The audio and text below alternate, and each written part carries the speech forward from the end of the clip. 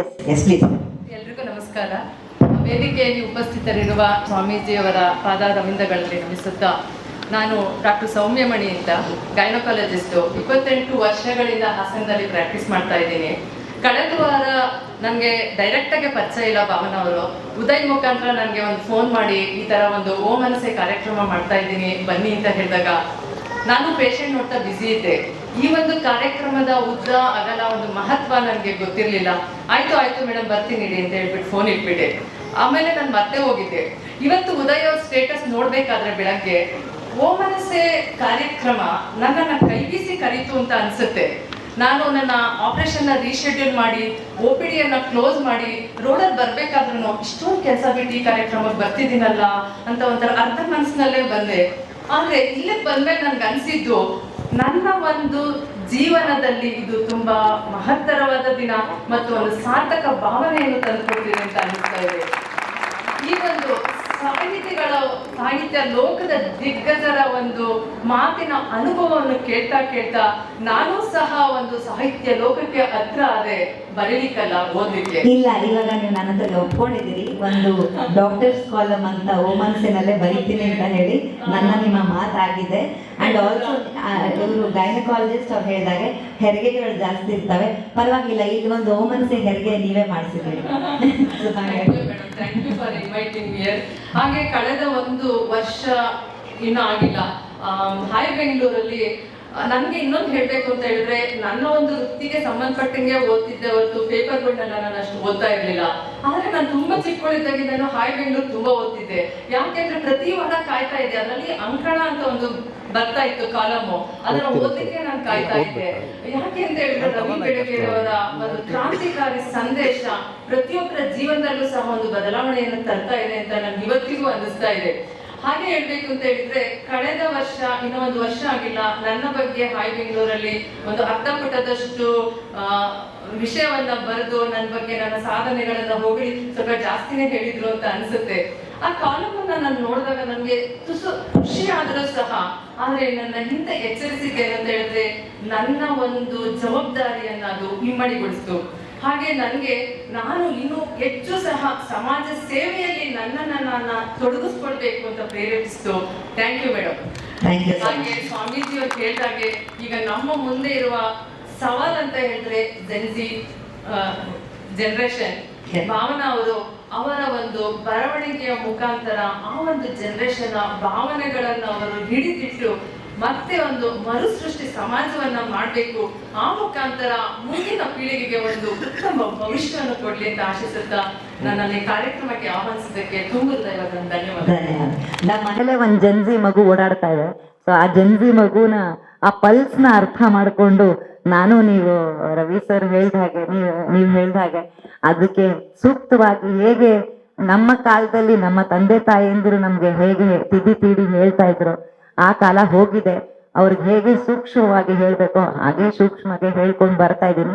So ಆ ಪಲ್ಸ್ನ ಹಿಡ್ದಿದ್ದೀನಿ. ಮತ್ತೆ Ravi sir ನೀವು ಹೇಳ್ದ ಹಾಗೆ ಈಗಾಗಲೇ AI ಪ್ರಯತ್ನ ನಡೀತಾ ಇದೆ. ಅದ್ರದ್ದು ತುಣುಕು ಇಲ್ಲಿ ತಂದಿಲ್ಲ, ನಾನು ತೋರಿಸ್ತಾ ಇಲ್ಲ ಅನ್ನಿದ್ರೆ ರವಿ ಬೆಳಗೆರೆ ಅವರೇ ಇಲ್ಲಿ ಬಂದು ನಿಂತು ನಿಮ್ನೆಲ್ಲ ಈಗಿನ ಜೆನ್ಜಿ ಲ್ಯಾಂಗ್ವೇಜ್ ಅನ್ನು ನೀವೇನ್ ಹೇಳಿದ್ರಿ, ಅವರು ಪ್ರಿಯ ವೀಕ್ಷಕರೇ ಅಂತ ಇದ್ರು, ಆದ್ರೆ ಈಗ ಪ್ರಿಯ ರೀಲಗರೆ ಅನ್ನೋಕೆ ಸ್ಟಾರ್ಟ್ ಮಾಡಿದ್ದಾರೆ. ಸೊ ನನ್ನ AI ಅಲ್ಲಿ ಪ್ರಿಯ ರೀಲಗರೆ ಅಂತಾನೆ ಸ್ಟಾರ್ಟ್ ಆಗಿದೆ. ಸೊ ಹಾಗಾಗಿ ಸ್ಟಾರ್ಟ್ ಮಾಡಿದ್ದೀನಿ. ಅತಿ ಶೀಘ್ರದಲ್ಲಿ ಅಪ್ಪನ ಪ್ರತಿ ಖಾಸ್ಪಾತ್ ಆಗಿರ್ಬೋದು, ಅಥವಾ ಬಾಟಮ್ ಐಟಮ್ ಆಗಿರಬಹುದು, ಅಥವಾ ಸಮಾಧಾನ ಅಂಕಣ ಆಗಿರ್ಬೋದು, ಎಲ್ಲವೂ ನಿಮಗೆ ಅಪ್ಪನ ಧ್ವನಿಯಲ್ಲಿ ಅಪ್ಪ ಮಾತಾಡ್ತಾ ಇದ್ದಾರೆ ಅನ್ನೋ ಹಾಗೆ AI ಪ್ರಯತ್ನ ನಡೀತಾ ಇದೆ. ಅದು ಅತಿ ಶೀಘ್ರದಲ್ಲಿ ನಿಮ್ಮ ಮುಂದೆ ಇರುತ್ತೆ. ಮತ್ತೆ ಓಮನ್ಸೆ ಬಗ್ಗೆ ಹೇಳ್ಬೇಕಂದ್ರೆ, ಇದು ಇಟ್ಸ್ ನಾಟ್ ಜಸ್ಟ್ ಬೇರೆ ಮ್ಯಾಗಝಿನ್ಗಳಿಗೆ ಹೋಲಿಕೆ ನಾವು ಮಾಡ್ಲಿಕ್ಕೆ ಆಗಲ್ಲ. ಯಾಕಂದ್ರೆ ಇದು ಮನಸ್ಸಿಗೆ ಮೆದುಳಿಗೆ ಎಲ್ಲದಕ್ಕೂ ಸಂಬಂಧಪಟ್ಟಂತಹ ವಿಚಾರಗಳಿರ್ತವೆ. ದ್ರೋಹ, ಮೋಸ, ವಂಚನೆ, ಧೈರ್ಯ. ಯಾರೋ ಹೇಳಿದ್ರು ನಾನು ಸಾವಿನ ಮೆಟ್ಲು ತುದಿಯಲ್ಲಿ ನಿಂತಿದ್ದೆ ಅಂತ. ಅಪ್ಪನೇ ಹೇಳ್ದಾಗೆ ಸಾಯೋಕಿರೋ ಅರ್ಧ ಧೈರ್ಯ ಇದ್ಬಿಟ್ರೆ ಬದುಕೋಕ್ ತುಂಬಾ ಧೈರ್ಯ ಇರುತ್ತಂತೆ. ಸಾಯಕ್ ತುಂಬಾ ಧೈರ್ಯ ಬೇಕಂತೆ, ಬದುಕೋಕ್ ಅಷ್ಟು ಧೈರ್ಯ ಬೇಡವಂತೆ. ಸೊ ಹಾಗಾಗಿ ಇಂಥ ಒಂದಿಷ್ಟು ಮಿಶ್ರಣಗಳನ್ನು ಹೊಂದಿರುವಂತ ಸೈನ್ಸ್ ಇರ್ಬೋದು. ಅವಾಗಲೇ ಅವ್ರು ಹೇಳಿದಾಗ ಸ್ಪೋರ್ಟ್ಸ್ ಅನಂತ್ ಶನಿವಾರ ಅವ್ರು ಬರೀತಾ ಇದ್ರು. ಸೈನ್ಸ್ ಕಾಲಮ್ ಇರುತ್ತೆ. ನಿಮ್ಗಳಿಗೆ ಎಲ್ಲರಿಗೂ ನಿಮ್ಮ ವಿದ್ಯಾರ್ಥಿನಿಗಳು ಎಲ್ಲರಿಗೂ ಮನಸ್ಸಿಗೆ ತಾಗುವಂತ ಅಂಕಣಗಳು ಓದೋದಕ್ಕೆ ಸಿಗುತ್ತೆ. ಖಂಡಿತ ಓದಿ. ಇವಾಗಲೇ ನಿಮ್ಮ ಕೈಯಲ್ಲಿ ಒಂದು ತಿಂಗಳಿಗಾಗುವಷ್ಟು ಒಂದು ಫ್ರೀ ಮ್ಯಾಗಝಿನ್ ಹಂಚಿದೀವಿ ನಾವು ಆಲ್ರೆಡಿ. ಅದರ ರುಚಿಯನ್ನ ನಿಮಗೆ ತೋರಿಸಿದೀವಿ. ಮುಂದುವರಿಸ್ಕೊಂಡು ಹೋಗ್ತಾ ಇರಿ. ನಿಮ್ಮದೇ ಲೈಬ್ರರಿಲಿ ಇದು ಮತ್ತೆ ದೊರೆಯೋ ಹಾಗೆ ನಾನು ಮೂರ್ತಿ ಸರ್ ಅವ್ರನ್ನ ಕೇಳ್ಕೊಂಡಿದ್ದೀನಿ. ಡೀನ್ ಸರ್ ಅವ್ರನ್ನ ರಿಕ್ವೆಸ್ಟ್ ಮಾಡ್ಕೊಳ್ತಾ ಇದ್ದೀನಿ. ನೀವು ಇಟ್ರೆ ಓದೋ ಸಂಖ್ಯೆ ಜಾಸ್ತಿ ಆಗತ್ತೆ ಅಂತ. ಅದು ಮಕ್ಕಳಿಗೆ ಸಂಬಂಧಪಟ್ಟಿರುವಂಥದ್ದು. ಆಮೇಲೆ ಈ ಪೀಳಿಗೆ ಅಂತಲ್ಲ, ಯಾವ ಪೀಳಿಗೆ, ಯುವ ಪೀಳಿಗೆಯಿಂದ ಹಿಡಿದು ಮುಪ್ಪಿನ ಪೀಳಿಗೆವರೆಗೂ ಓ ಮನಸ್ಸಿಗೆ ತಾಕತ್ತೆ, ಮನಸ್ಸಿಗೆ ಪಿಸು ಮಾತನ್ನ ಹೇಳ್ತಾನೆ ಇರುತ್ತೆ ಅಂತ ಹೇಳ್ತಾ, ಏನಾದ್ರೂ ಇದ್ರೆ ಏನು ಇಲ್ಲ ಅಂದ್ರೆ ನನ್ನ ಧನ್ಯವಾದಗಳನ್ನ ಇಲ್ಲಿ ಸಲ್ಲಿಸ್ತಾ ಇದ್ದೀನಿ. ಥ್ಯಾಂಕ್ ಯು ಸೋ ಮಚ್ ಎಲ್ಲರೂ ಬಂದಿದ್ದಕ್ಕೆ. ಅನಿತಾ ಪಾಟೀಲ್ ಅಂತ, ಸಾರಿ ಅನಿತಾ ಪಾಟೀಲ್ ಅಂತ ಹೇಳಿ. ಎರಡು ವಿಚಾರ ಇದೆ. ಇಲ್ಲೆಲ್ಲ ಯೂತ್ಸೇ ಇರೋದ್ರಿಂದ ಇದನ್ನ ಹಂಚ್ಕೊಳಕ್ ಇಷ್ಟಪಡ್ತೀನಿ. ಮೊದಲನೇದಾಗಿ ನಾವೆಲ್ಲ ಚಿಕ್ಕವರಿದ್ದಾಗ ಕ್ರೈಮ್ ಡೈರಿ ಮತ್ತೆ ಕ್ರೈಮ್ ಸ್ಟೋರಿ, ಅದರಲ್ಲಿ ವಾಯ್ಸ್ ಓವರ್ ಯಾರ್ದು ಅಂತ ಮೊದಲನೇ ಬಾರಿಗೆ ಸಾಮಾನ್ಯ ಜನರಿಗೆ ಗೊತ್ತಾಗಿದ್ದು, ವಾಯ್ಸಿಗೂ ಈ ಥರದ್ದು ಒಂದು ಮಹತ್ವ ಬೆಲೆ ಬರಬಹುದು ಅಂತ ಹೇಳಿ.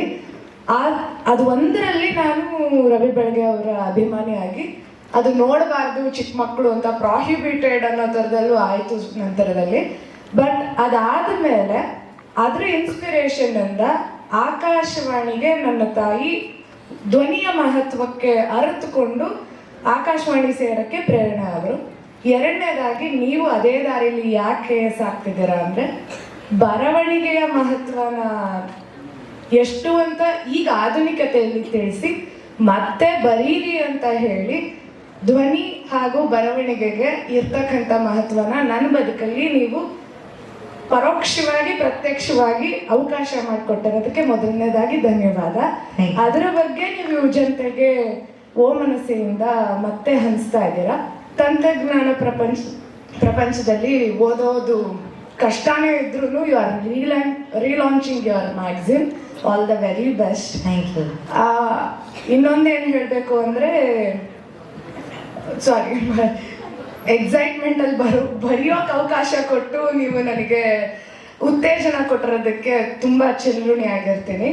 ಹಾಗೆ ಯೂತ್ಸ್ ಅಲ್ಲಿ ನೀವು ಬರವಣಿಗೆಗೆ ಅವಕಾಶ ಇರುವಂತದ್ದು ಒಂದು ಕಾಲಮ್ ಅನ್ನ ಇವತ್ತು ಅವಕಾಶ ಮಾಡ್ಕೊಡಿ. ಇಲ್ಲಿರೋ ವಿದ್ಯಾರ್ಥಿಗಳಿಗೆ ಓಮನ್ಸೆಲ್ ಅದೆಲ್ಲ ಇದೆ. ಇಲ್ಲಿ ನಮ್ಮ ಅದ್ರ ಬಗ್ಗೆ ಅಪ್ಪಟ ಅಭಿಮಾನಿಗಳಿಗೆ ಗೊತ್ತು. ಒಂದು ಫ್ರೆಂಡ್ಶಿಪ್ ಕಾಲಮ್ ಅಂತ ಇರ್ತಾ ಇತ್ತು, ಇನ್ನೊಂದು ಒಂದು ಮಾತು ಅಂತ ಇರ್ತು, ಒಂದು ಪತ್ರ ಅಂತ ಇರ್ತಾ ಇದೆ. ಈಗಾಗಲೂ ಇದೆ, ಬ್ಯಾಂಗ್ಳೂರಲ್ಲಿ ಇದೆ. ಮತ್ತೆ ಇವಾಗ ನಾನೊಂದು ಟಾಪಿಕ್ ಕೊಡ್ತೀನಿ, ಆ ಟಾಪಿಕ್ಗೆ ನೀವೆಲ್ಲರೂ ಬರೀತೀರಿ, ಆ ಟಾಪಿಕ್ ಪ್ರಕಟಣೆ ಆಗತ್ತೆ. ನಮ್ಮ ಅಂಕಣದಲ್ಲಿ 1 ತಿಂಗಳಲ್ಲಿ ಬರುವಂತಹ ಒಂದು ಟಾಪಿಕ್ ಕೊಡ್ತೀನಿ, ಅದನ್ನ ಬರೀತೀರಿ. ಇವಾಗ ಇಷ್ಟು ತಡವಾಗಿ ಓ ಮನಸ್ಸೆ ಯಾಕೆ, ಇಷ್ಟು ದಿನ ಯಾಕೆ ಮಾಡಿದ್ರಿ ಅನ್ನೋದು ಒಂದು ಪ್ರಶ್ನೆ ಅಷ್ಟೇ. No problem. ತಡವಾಗಿದೆ, ಹೌದು. ಬಟ್ ಧೈರ್ಯ ಒಂಚೂರು ಈಗ ಜಾಸ್ತಿ ಆಗಿದೆ. ಆಮೇಲೆ ಅಪ್ಪ ಒಂದು ಮಾರ್ಕ್ ಸೆಟ್ ಮಾಡ್ಬಿಟ್ಟಿದ್ದಾರೆ. ಹೈ ಬ್ಯಾಂಗ್ಳೂರಲ್ಲಿ ನೀವು ನೋಡ್ಬೋದು, ಒಂದು ಅಡ್ವರ್ಟೈಸ್ಮೆಂಟ್ ಇಲ್ಲ. ಈಗ ಓ ಮನಸ್ಸಿನಲ್ಲಿ ನಾನು ವಿತೌಟ್ ಅಡ್ವರ್ಟೈಸ್ಮೆಂಟ್ ಮಾಡಿದ್ರೆ ನನ್ನಷ್ಟು ಪೆದ್ದಿ ಮೂರ್ಖಿ ಇನ್ನೊಬ್ರು ಇಲ್ಲ. ಸೊ ಹಾಗಾಗಿ ಒಂದು ಧೈರ್ಯ ನನಗೆ ಮಾಡ್ಲಿಕ್ಕೆ ಏನು ಅಂತಂದ್ರೆ ಆಡ್ಸ್, ಆಫ್ ಕೋರ್ಸ್, ಬಿಕಾಸ್ ಅದು ಸೆಲ್ ಆಗ್ಲಿ ಬಿಡ್ಲಿ ನನಗೆ ಒಂದು ಪ್ರಿಂಟಿಂಗ್ ಆದ್ರೂ ನನಗೆ ಕಾಸ್ಟ್ ಆಗತ್ತೆ ಅಂತ, ಟು ಬಿ ವೆರಿ ಫ್ರ್ಯಾಂಕ್. ಇದ್ರಲ್ಲಿ ಹಿಂದೆ ಮುಂದೆ ಧೈರ್ಯ delay all these things because of the odds ಅಷ್ಟೇ ಬಿಟ್ರೆ ಇನ್ನೇನಿಲ್ಲ. ನಾವು on the flow, going flow. ಇವಾಗ ಖಂಡಿತ ಎಲ್ಲರ ಕೈಗೂ ಮನಸ್ಸಿಗೂ ಮುಟ್ಟುವಂತ ಓ ಮನಸ್ಸೆ ನಿಮ್ಮ ಕೈಗಳಲ್ಲಿದೆ, ಸ್ವೀಕರಿಸಿ ಅದನ್ನ ಒಪ್ಪಿಕೊಳ್ಳಿ ಅಂತ. ಇದೆಲ್ಲದಕ್ಕೂ ಪ್ರೇರಣೆ ನನ್ನ ಗಂಡನಾದ ಶ್ರೀನಗರ ಕಿಟ್ಟಿ ಅವರಿಗೆ ನಾನು ಧನ್ಯವಾದಗಳನ್ನ ಹೇಳ್ತಾ, ಇಲ್ಲ ಎಲ್ಲ ಕ್ವಶನ್ಸ್ ಸಾಕು.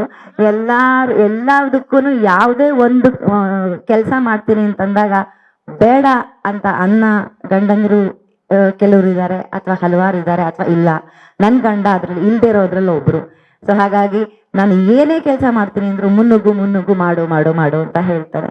ಎಚ್ಚರ ಇರು ಅಂತಾನೆ, ಪ್ರಾಮಾಣಿಕತೆ ಉಳಿಸ್ಕೊ ಅಂತಾನೆ. ಸೊ ಎಲ್ಲೂ ಮೋಸ ಮಾಡಬೇಡ, ನಿನಗೂ ಮೋಸ ಆಗಲ್ಲ ಅಂತ ಹೇಳ್ತಾನೆ. ಮೋಸ ನೀನ್ ಮಾಡಿದ್ರು ನಿನ್ಗಾಗೋದೇ ಮೋಸ ಅಂತ ಹೇಳ್ತಾನೆ. ಸೊ ಹಾಗಾಗಿ ಇದನ್ನೆಲ್ಲ ನಾನು ನಂಬ್ಕೊಂಡು ಮಾಡ್ತಾ ಇದ್ದೀನಿ. ನಿಮ್ಮೆಲ್ಲರ ನನಗೆ ಹರಕೆ ಹಾರೈಕೆ ಆಶೀರ್ವಾದ ಎಲ್ಲ ಇರಬೇಕು. ಸ್ವಾಮಿಗಳೇ, ಗುರೂಜಿ, ನಿಮ್ಗೆ ಒಂದು ನಮಸ್ಕಾರ. ನನ್ನ ತಂದೆಯ ಬಗ್ಗೆ ನೆನೆಸ್ಕೊಂಡು ಮಾತಾಡಿದ್ದು ನನಗೆ ಗೊತ್ತಿರಲಿಲ್ಲ, ಇದು ನನಗೆ ತುಂಬಾ ಹತ್ರ ಅನ್ನಿಸ್ತು. Thank you so much. Thank you so much.